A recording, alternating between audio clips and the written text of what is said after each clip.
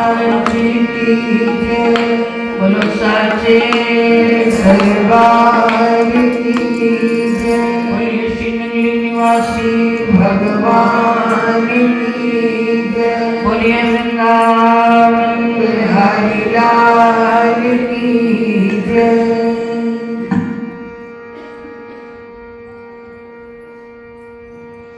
अभी हम भजन का आनंद ले रहे थे। भाव आपने समझा होगा कि मेरे बुलाए आए नहीं हो, गज को छुड़ाने कैसे गए थे। भगवान से ये पूछा गया कि मैं आपको याद करता हूं, आपको बुला रहा हूं, आज तक मुझे आपका दर्शन दीदार नहीं हुआ,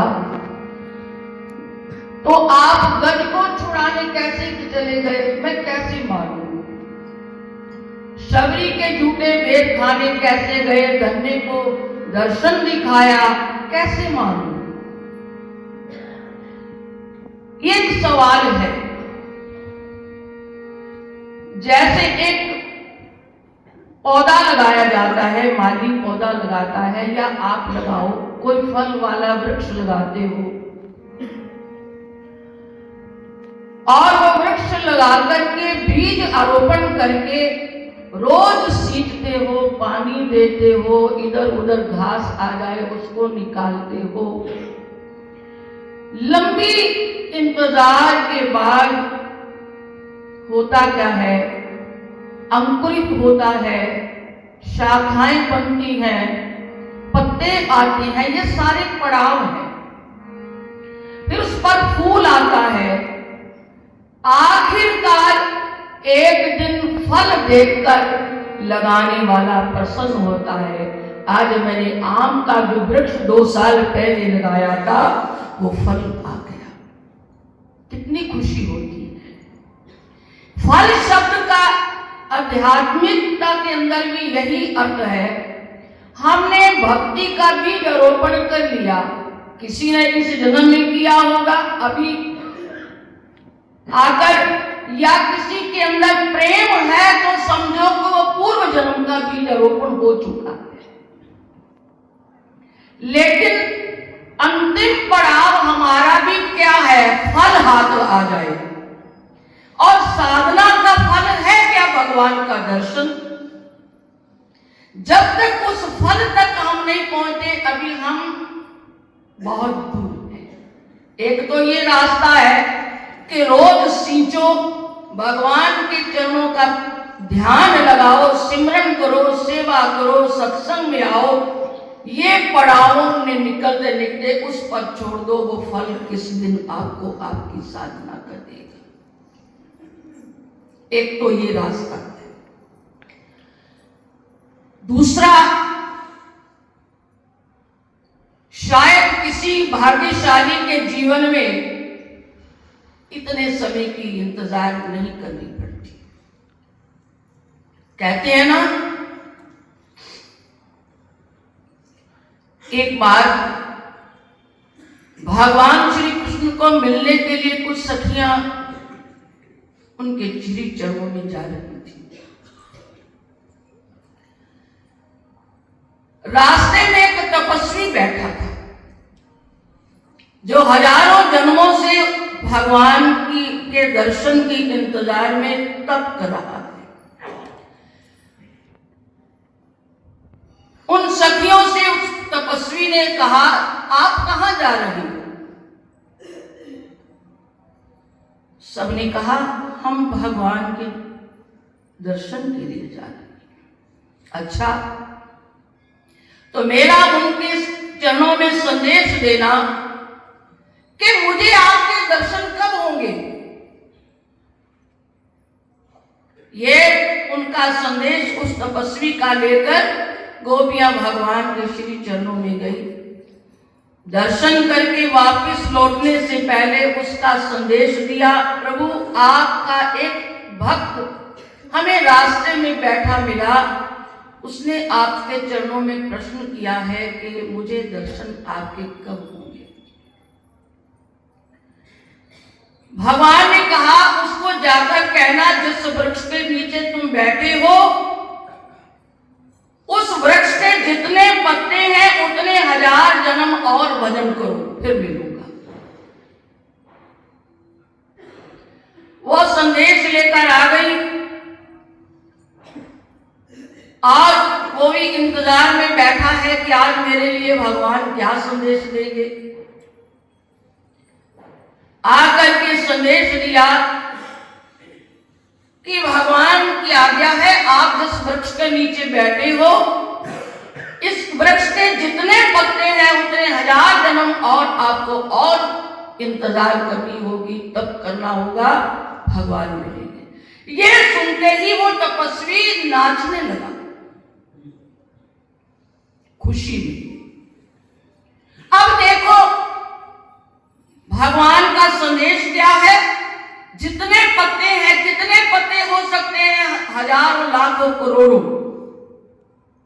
कितनी लंबी इंतजार, और खुशी में इतना बेसुध होकर नाचा कि भगवान आ गए। अब ये सखियां वहीं खड़ी हैं। वो कहने लगी कमाल है, अभी हमें ये संदेश दिया कि जिस वृक्ष के नीचे बैठे हो इतने 1000 जन्म और तप करो, अभी हम तो देकर संदेश वापस नहीं गए, तो प्रभु आप आ गए, क्या आप झूठ बोलते हो, ये आपकी क्या लीला है। भगवान कहने लगे मैं अपने नियम का पाबंद हूं, इसने मेरे तक इस भाषा में मेरे से पूछा, मैंने कितना कर लिया और कितना करना होगा। कैलकुलेशन से प्रश्न किया, इतना मैंने कर लिया और कितना करना है। उस भाषा में मैंने इसे उत्तर दिया, इतना और करना है। अब जब ये मेरा संदेश सुन करके बेसुध अवस्था में चला गया, मैं कहां हूं, मैं क्या हूं, खुशी में अपने आप को भूल गया, शून्यता में पहुंच गया, तो मुझे आना पड़ा, क्योंकि अब अंदर अहंकार नहीं कि मैंने इतना कर लिया, कितना कर लिया। इस अवस्था से भी जीव बाहर निकल जाए, प्रेम आ जाए। हाँ, प्रेम को प्रकट करने के लिए पहले नेम की जरूरत है। कहते हैं ना, नेम जगावे प्रेम को, प्रेम जगावे जीव, जीव जगाए सुरत को, सुरत मिलाए फिर। प्रेम बनाने के लिए ये नेम करना है रोज।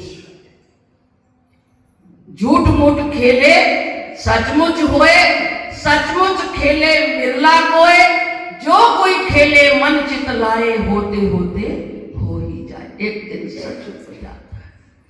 तो आओ भगवान हमारे इन प्रश्नों का जो पहले आपने भजन सुना कि प्रभु मेरे बुलाए आए नहीं हो, गज को छुड़ाने कैसे गए थे, तो भगवान का संदेश क्या है उसका भी हम गौर करें।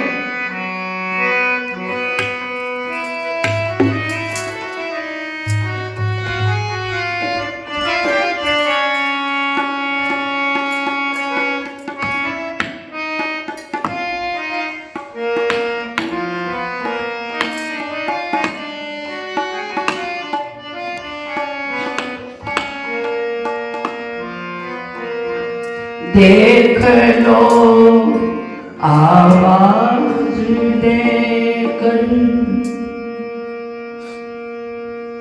आवाज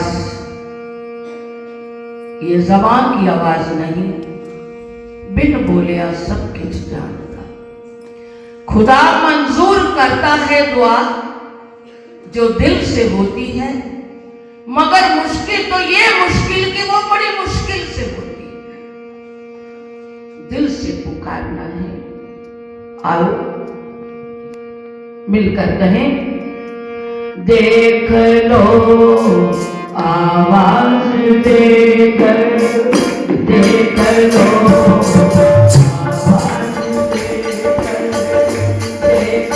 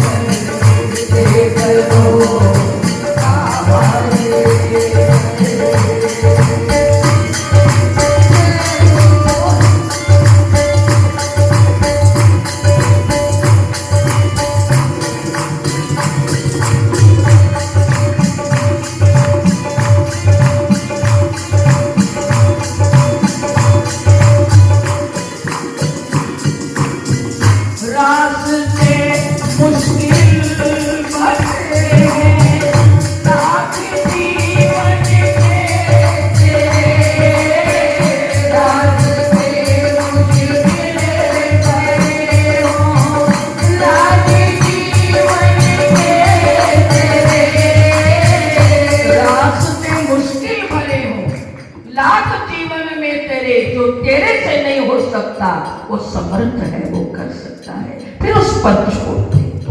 रास्ते उसके भरे हों, रास्ते जीवन में रास्ते उसके भरे हों, रास्ते जीवन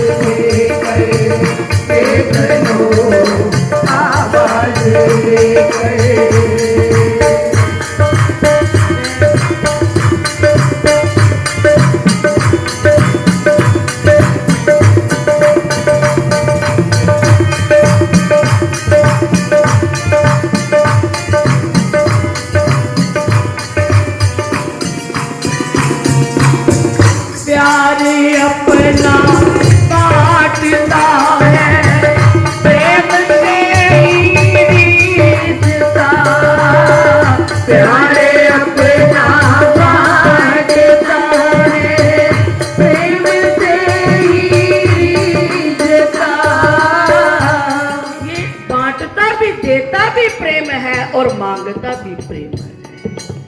आदान प्रदान सिर्फ प्रेम से होता है।